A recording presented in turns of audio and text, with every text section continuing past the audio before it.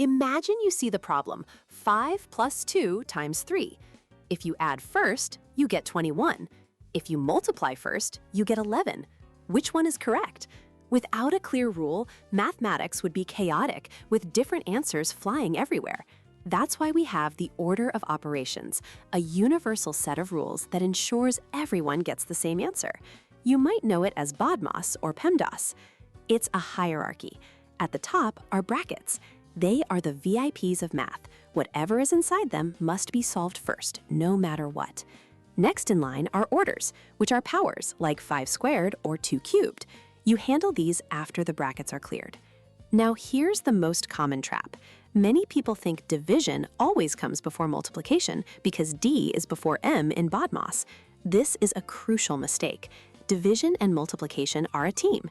They have equal rank. You simply solve them as they appear, from left to right. The exact same rule applies to the final team, addition and subtraction. They also have equal rank and are solved from left to right.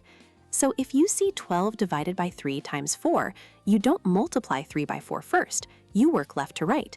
12 divided by 3 is 4. Then 4 times 4 gives you 16. That's the correct path.